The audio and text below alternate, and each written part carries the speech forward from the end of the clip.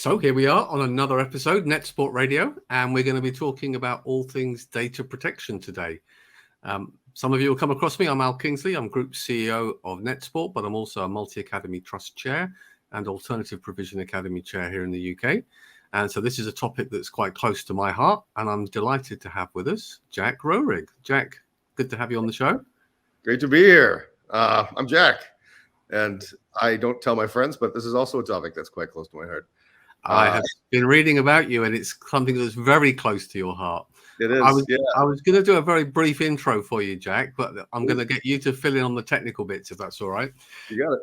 So as a very high-level summary for our listeners, Jack, you primarily focus your efforts on mentoring peers, advising young companies, especially in the information security and privacy space, investing in businesses and that you believe of innovative and ethical. But I know you wear a number of hats in a commercial sense as well. So probably for the benefit of our audience, could you give us a bit of an overview about your background in data security and the bit we love? Why are you so passionate about it? I kind of fell into it when I was a kid. I was thinking about this, Al, when I signed up to have a chat with you. I've been obsessed with data privacy since I was a little kid. I remember when I was in grade school reading about international copyright treaties. And then my first job, I dropped out of school at age 15 and started working at the world's first business-to-consumer data privacy company on the internet. It was called privacybank.com. So over the years, I've been a CISO for a little over a decade. I've worked in computer security and data privacy. And in the last 6 years or so, I decided to take a more noble route, or to attempt to. Mm-hmm. So I started working in education. And man, the data privacy regulations in scope of education are huge, as they should be. So I fell even more into data privacy. Recently, I've kind of taken a step back from formal work. I've started my own business, been investing, as you said, and I've recently just been announced as the technology evangelist at a company called edtech, which is not specifically data privacy related, but they do secure compliance for a boatload of technically applied data privacy needs. Fantastic. And I think one of the things you've alluded to there, Jack, is whilst there is a huge amount of regulation and legislation around data privacy, as we'd expect within the education space, with that complexity also comes the challenge, both for vendors and for users and for parents, in really understanding where those kind of ground rules lie. So when I think of the US, my expertise, not surprisingly from the accent, is more this side of the Atlantic. But I think of FERPA and COPPA and other statewide legislation and regulations that are in place. But what impact do you think those kind of regulations have on both schools and the vendors themselves that operate within that space?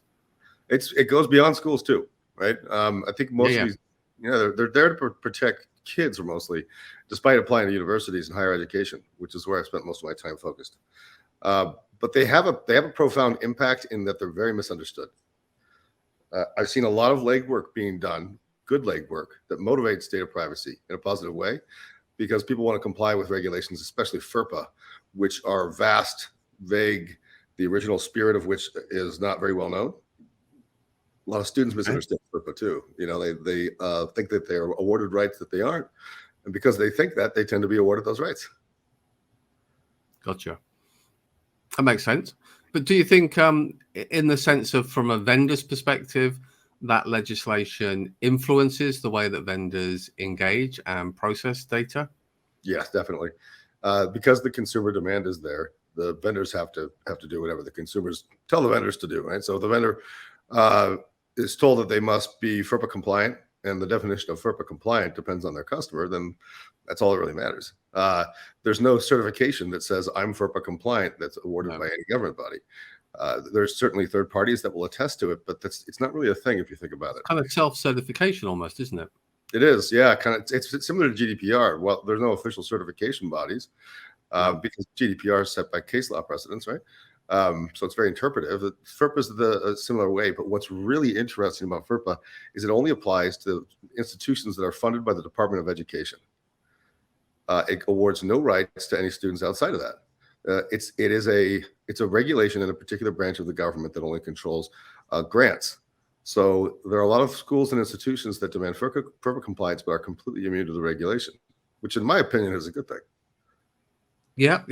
I think one of the interesting things when I try and sort of hearing you talking through there is when we draw the comparisons with here in the UK, I mean, you've touched on the General Data Protection Regulations, GDPR, something that many people in the UK, when they hear those 4 letters, roll their eyes back in their head and think, oh my goodness.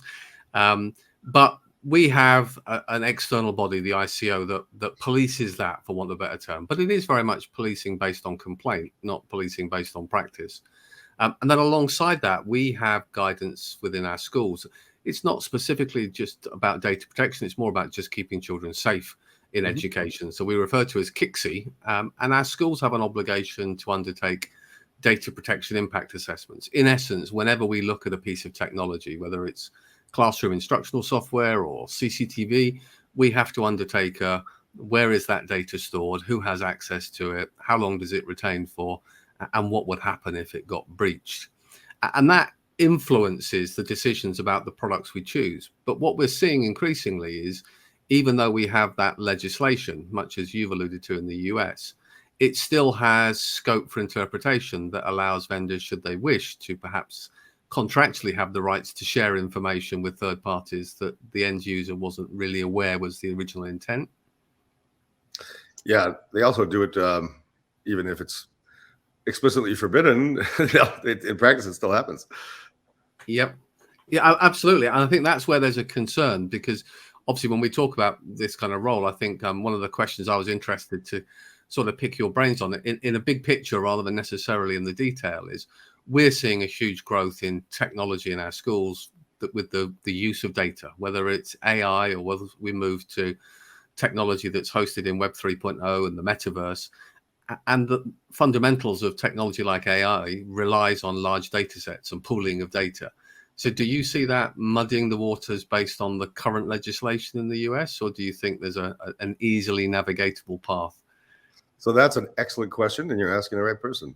We had data of very varying risks and risks for different types of threat actors that we're all looking about in the same pool. So if a person submitted a very personal and confidential thing as part of their academic pursuits, one could argue, based on FERPA, that with truancy laws in the States, going to school and doing your schoolwork is law, right? You're required to do it, or you could be arrested.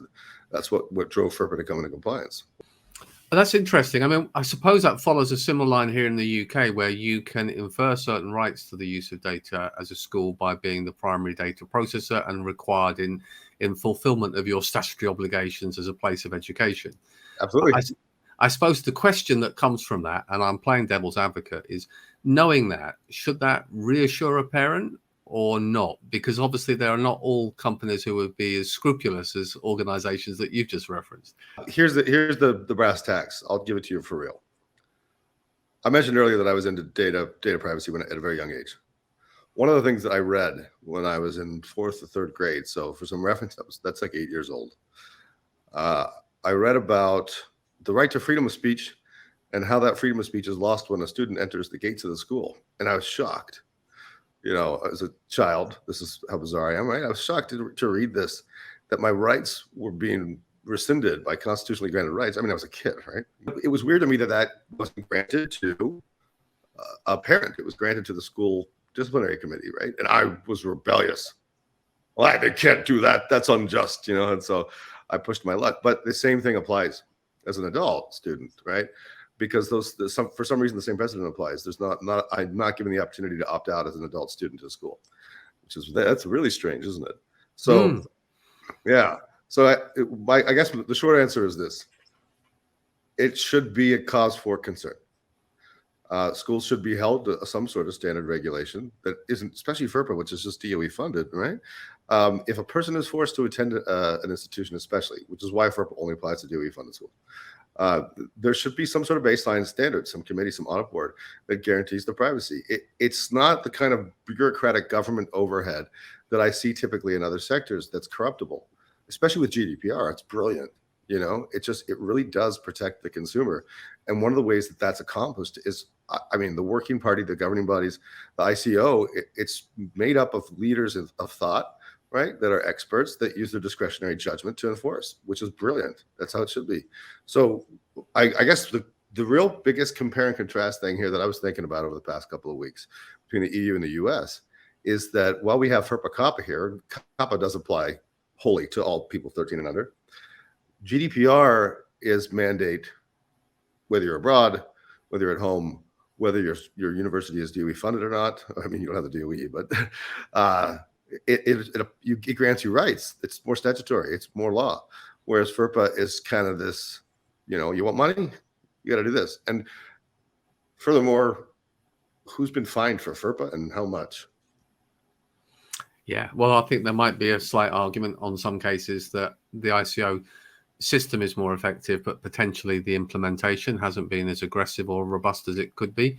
But I think that's one where you always look for the case law, don't you? You get the first flag bearers that then will shape future. From what you're saying, I love that though. I got to interrupt. I love that because from an American perspective, from people in the U.S., it's like, wow, they're really pursuing this. They're finding people, and to hear you say that is wonderful because the people that are, I agree with the concept that smaller businesses should be given the flexibility to innovate, right, and help the European economy, of course, well, the world economy. But I see a lot of fine, or very few large fines, not a lot of small fines, right? So my apologies for that, but that's pretty notable. Like it's a striking thing to hear. Yeah, that's a fair point. So, if thinking from a school's point of view, I mean, one of the critiques might be, and I think the critique will always exist, because no matter how tight we are or robust we are with the use of data in our schools, there will always be an argument about, do we have too much data? Does every piece of data we capture and keep in our schools, is it really necessary? And I think if you sit in the position of data in the right context can be hugely empowering, you want lots of pools of data. And if you sit in the rights of the individual and your data is your own, then you want no data. And the practicality lies somewhere in the middle, I guess. So what advice would you give to schools about how they could better manage their school data and ensure it's protected? Well, you can't be breached if you don't have data, right? Or you can't go make the news for a public data leak. You also said something though. You said in the right context, I believe. Yeah. Right. That's something, the concept of data that people don't understand very much when talking about data rights. And you also mentioned that the data owner, the data subject, they always err on the side of, I don't want any data. Right. I don't want any of my data out there. I want my data out there. I want people to know who I am in the context that is true. Right. I don't want people to see things about me taken out of context, certainly. And the minimization of data at my discretion could cause there to only exist data that could be taken out of context. Here, a great example is if I'm doing research for a paper, and I've done this before because I work in security, I may have to sign up for websites that are not websites I would otherwise sign up for, right?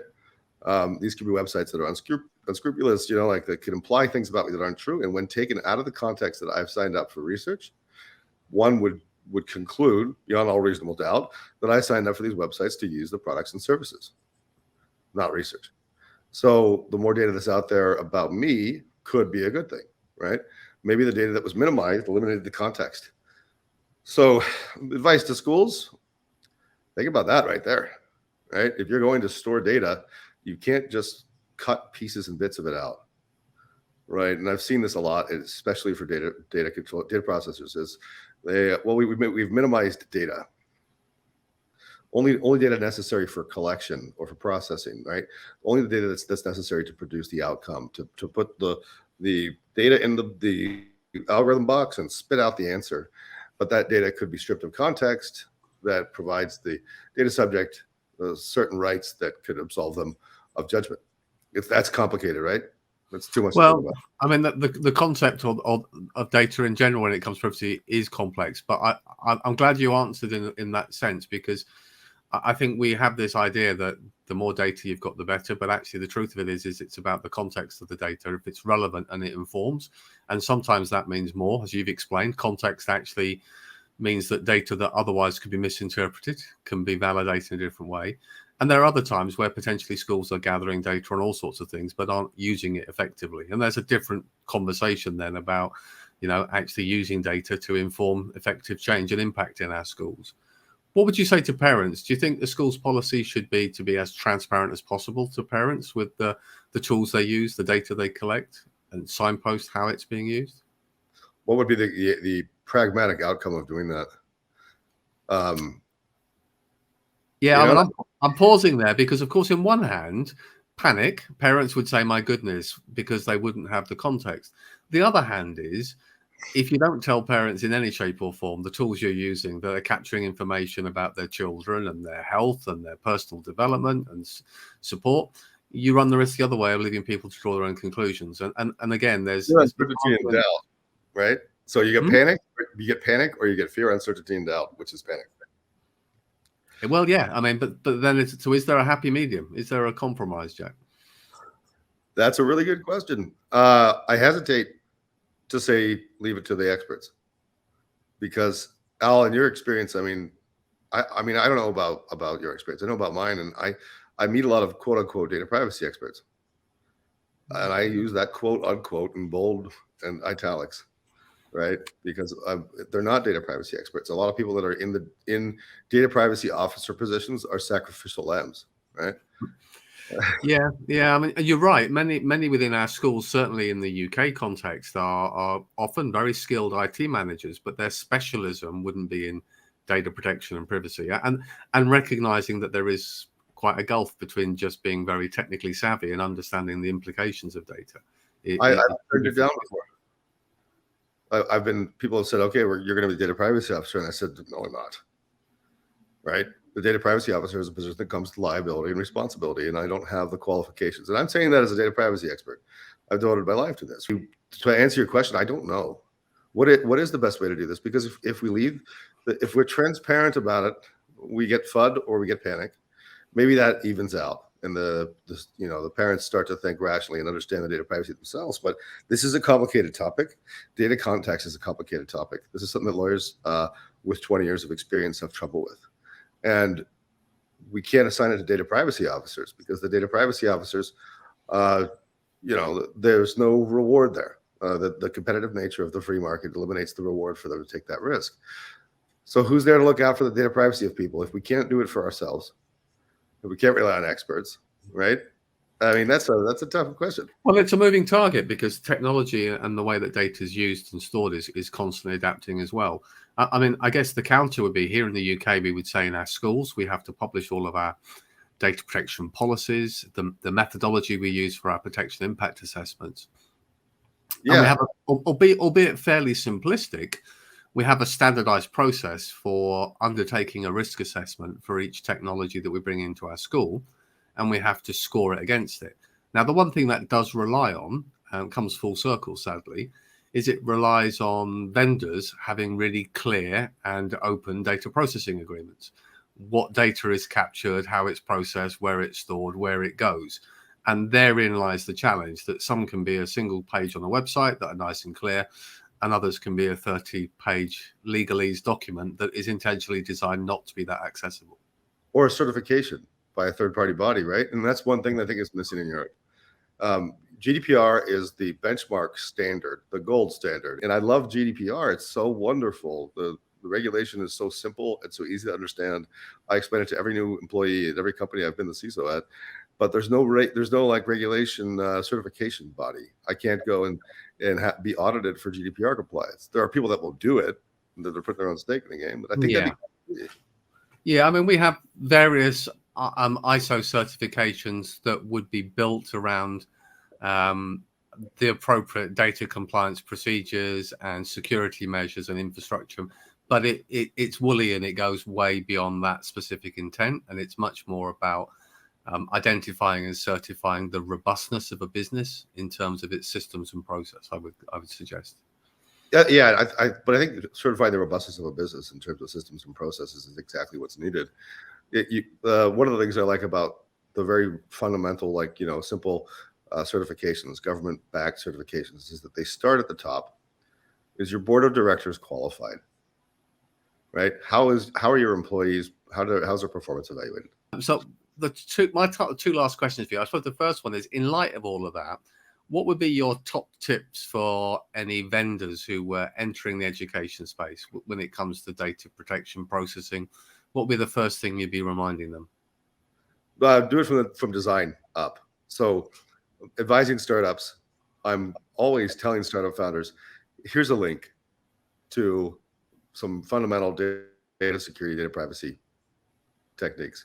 I mean, there are several of them. There's like security for startups, and they are simple. It's an hour read. And if you get the simple stuff implemented from the design phase of your company, from the ideation phase of your company, you're saving millions and millions down the line that you're not going to spend, right? You're not going to spend that money to fix the gap. You're going to spend that money to justify the gap and fix half of it. As you know, that's pragmatic. But if you just get in there from the beginning and you implement this stuff, it actually is not restrictive to your design processes. It makes sense. If you bring in some security executive who's heavy-handed and is going to say you can't do this and you can do that, then they're making their own decisions, and that's reckless. GDPR set the stage for this. It's a reasonable privacy regulation thing that applies bespoke to businesses in a way that makes sense and is simple and shouldn't stifle innovation. And I say stifle innovation, quote unquote, from the working party's documents. They don't want to stifle innovation. So do it at ideation phase. It's so easy. And it's fun too. And hey, you get to sleep easier at night. It's huge. I wonder how many people listening to this will be thinking, I wish I'd thought about that a year ago or 2 years ago. But, you know, sound words and it makes sense. So last question, we're talking a bit about transatlantic differences here. You've obviously referenced GDPR a few times. Would you say the US is likely to follow in the footsteps of Europe and go further with data privacy laws in the coming years? Yeah, so that's a complicated one. Yeah, yes and no. What is happening, what we've seen happen, and I'm talking the very cutting edge of data privacy, is for those familiar with regulations in the States, we all fear and quiver at the idea of FedRAMP. Well, now we have StateRAMP. So now there's going to be 50 FedRAMPs. And when TextRAMP came into scope, and I mean when it became a regulation that was enforceable, I reached out to some of the big accounting firms and had set up some meetings with them to discuss it, and they had no idea how to do it. Just for our listeners, could you just explain what that means? In normal people speak. Without the acronyms, FedRAMP is a data compliance regulation that applies to doing business with the federal government in the United States. So that would be equivalent to doing business with the EU, right? In a whole. So the GDPR regulates the entire EU. Well, in true American spirit and the United States rights, we've granted that individually to each state using the same framework. It's a very complicated framework that it costs a couple of $1 million to implement for a business of any size. And now there might be 50 of them to comply with if you plan to do business with institutions like educational institutions in the states. But your question was about relation to GDPR. I think that CCPA is the perfect example of how it's going to pan out to the rest of the states. CCPA pretty much took GDPR's spirit, its soul, right, and said, this is good. And then they threw it to the wolves. And the wolves made amendments, and there's going to be propositional elections moving forward. They've already done an overhaul amendment of the thing before it even barely went into effect. So CCPA came out, and then CPR came out a couple of years later. It's like immediately, we've got to rehaul this. And the things that they've changed are prescriptive, and GDPR is not about being prescriptive. The prescription comes from case law precedent. There's a bit of Groundhog Day here, isn't it? The number of times we get good legislation, and by the time they've refined it, what they've actually done is taken all the common sense out and made it totally unenforceable. But someone thought it was a good idea. Unenforceability is a key word there, right? Because we're going to make it more strict. Well, if you make it unenforceable, then you invalidate it, and it's no longer a thing. That's why I love GDPR. GDPR is like GDPR did the working party piece of 2014 on data anonymization, pseudo-anonymization is magnificent read for any highly skilled CTO. They say in the end, just do what's right. Be sensible about it. Like as long as you try and you make a reasonable effort, you're going to be fine. I think that's sage advice. Listen, Jack, it's been a pleasure. Thank you for sharing some of your insights from across the pond and from this side, frankly. I'm sure there'll be many listening thinking, well, you've mentioned loads of different things on data privacy, security that I need to go and find out more about. If people want to get in touch with you, Jack, how would be the best way to reach out to you? I'm Jack at jackroehrig.com. That's JACKROEHRIG. And I'll respond to you. This is something that I'm passionate about. And I love obviously talking about. So if you want to talk shop, my best advice to listeners is it's not that hard. It is pretty simple. There's 7 tenets of GDPR. And if you comply with those in spirit, you've complied with almost every single data privacy regulation in the world. Jack, it's been a pleasure. Thank you so much for making time. Really enjoyed chatting with you. Likewise.